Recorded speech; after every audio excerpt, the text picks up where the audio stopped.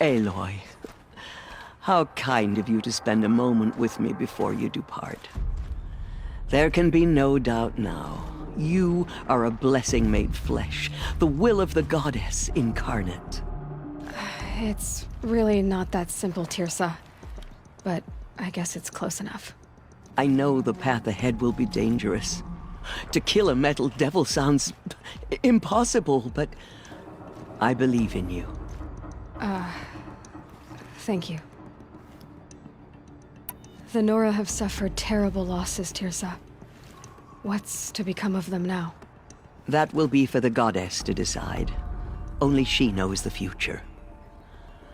For the moment, my sister matriarchs and I will see to the wounded. And as I promised, anyone who wishes to join you at Meridian, we will declare seekers. I think for the time being, we should remain here in the mountain, close to the goddess. That might be best. If nothing else, it's a defensible position. Teersa, I want to know Rost's story. Why he was made an outcast. He never told me, said he took an oath of silence. What did he do? Oh. Yes, that. What crime did he commit? I will tell you if you wish. But it is a long story. Are you sure you want to hear it now? Of course I want to hear it. Tell me. Rost never committed any crime. He was an outcast by choice. What? What do you mean? Many years ago, before the derangement, before the Red Raids, a band of murderous outlanders, 12 in number, struck without warning. At Mother's Vigil, they took hostages, and then pressed on, headed for Devil's Thirst. Mother's Vigil? Where's that? You would know it as the Forsaken Village, near the Karja border. But at the time, many families lived there. Rost's was one of them. His mate was killed fighting the Outlanders, and his daughter was among those taken hostage. His daughter? What was her name? Alana. She was just 6 years old. Nora Braves couldn't stop 12 Outlanders? Or rescue the hostages? It was quite impossible. We outnumbered them, but every time a Brave came within bowshot, the Outlanders killed a hostage. What did they come here to do? That was never discovered. We couldn't track closely enough to observe them. We know they camped beyond Devil's Thirst for 2 days. There were reports of strange noises. And then, as suddenly as they came, the Outlanders made their way back to the border and disappeared. What happened to Rost's daughter? She was killed? Rost was one of the Braves who tracked the Outlanders, keeping his distance. There were 6 hostages still alive when they reached the border, Alana among them. Rather than release them, the Outlanders slit their throats and left the corpses just across the border, mocking us. Why? Cruelty. They knew the faithful Nora would not leave the sacred land to collect the bodies, let alone pursue them. They thought themselves safe from our vengeance. Are you saying that Rost went after them? That he became an exile? No. Rost was beside himself with grief, but even so, he would never have broken taboo. Then what did he do? He called upon the most terrible and secret rite of the Nora tribe. He begged to be made a Death Seeker. A Death Seeker? What is that? One who dies to go seeking, and in seeking, brings death to others. The ritual drags the spirit from one's body, releasing it to All Mother's care. The heart beats, the mind thinks, but the spirit has moved on. I don't understand.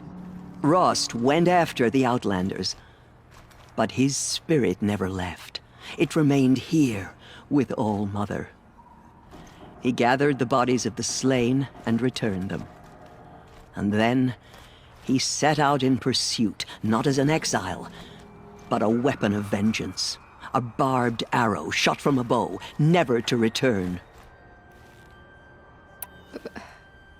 But Rost did return.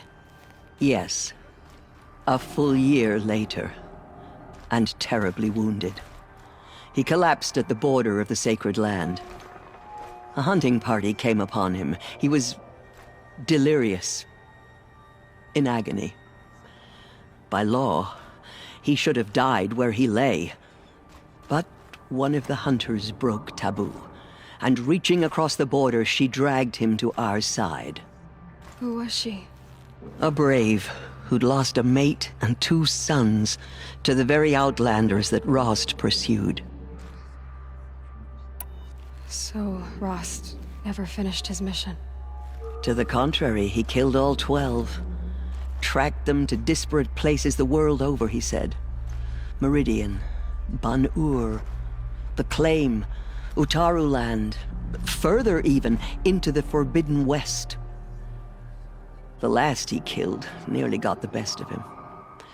Wounded, he stumbled and crawled back to us, hoping to die as close to the sacred land as he could. He never expected nor asked to be dragged across the border and nursed back to health. That was done to him. Leaving us, the matriarchs, in a difficult position. Why couldn't you just welcome him back? Rost had been made a death seeker, Aloy. He no longer had any place among the tribe.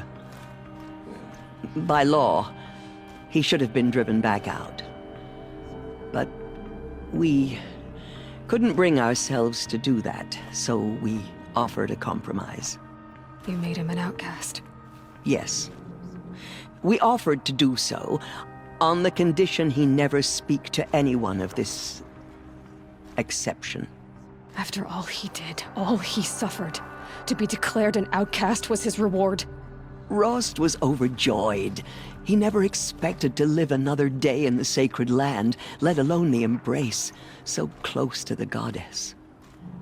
He resolved to spend the rest of his days in solitude, and was happy to do so. But then you found me, and gave me to him. Yes. Another compromise. The matriarchs feared you, and would not let you be raised by the tribe. And so we turned to Rost. I knew that he would take care of you, bring you up, teach you to worship All Mother and respect the ways of the tribe. He certainly tried anyway. You took a man who'd lost his daughter and made him raise an infant girl? Doesn't that strike you as callous? I'm inclined to think the course of events has shown the wisdom of our choice. And I'm quite certain that from the moment he laid eyes on you, he saw you as a gift, and never a burden. All right, Teersa,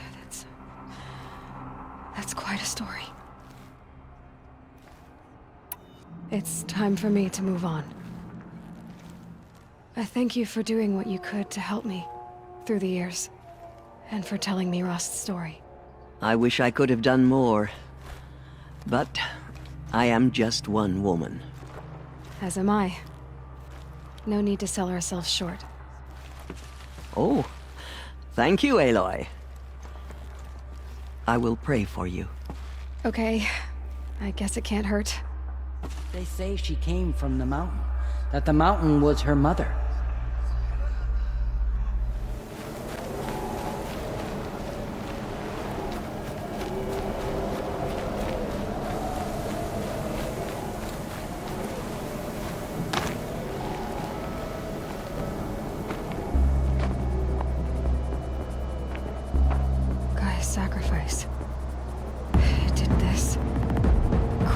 inside of the mountain like it was an egg?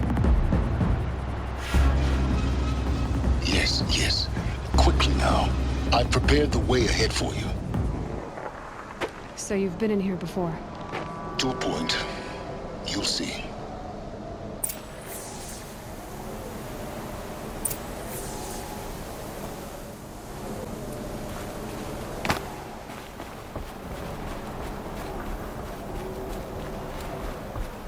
You made a climbing path for me, but left an army of machines for me to deal with?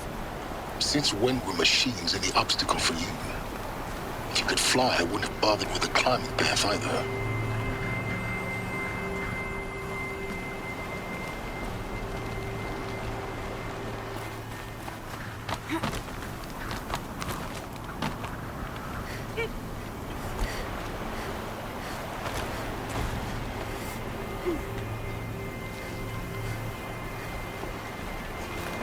Don't look down. Don't look down.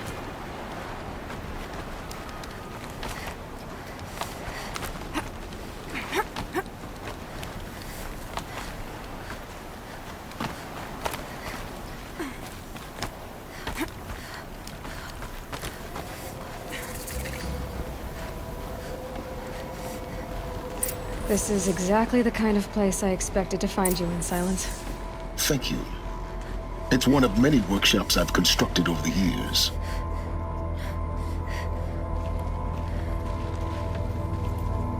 For years, I tried to get through this hatch. I drilled, I burned, I blasted. But we both know that you won't have any trouble getting through. You make it sound like I should apologize. Not at all. It never occurred to me that the way through would not be with force, but with a key. A key in human form. The failure of imagination was mine, not yours. Looks like you've spent a lot of time here. 19 years ago, a great explosion destroyed this mountain. Gaia's death, your birth. The echo could be heard as far as the claim. Ash darkened the skies. How they fretted in Meridian as they tried to read this omen. The crater burned for weeks, but when it cooled, I was the first to behold what lay within. Over time, the machines closed ranks to protect it. Useful. Soon, no one dared to come here. Except me. In her message, Gaia said we could restore her, but after seeing the damage, how could that be? She said any effort to repair her must come after Hades is destroyed. I concur. Rebuilding the terraforming system now might allow Hades to use it as a weapon. Because of Gaia's sacrifice, it has been forced to search for means that are less convenient. But do you think it's even possible to restore Gaia? You know what the cauldrons are capable of. How they fabricate any technology necessary to create a machine. By the same principle, it should be possible to replicate every technology necessary to repair Gaia. But that would take years. And we're counting the time we have left by the hour. I thought you might actually be here this time. Actually, here. Why? My presence is unnecessary. You don't need my help to pass through this door. You were the one born to do this, not me. It's time for me to head in. Yes. When you find the Master Override, you will gain the power to defeat Hades. Everything depends on you.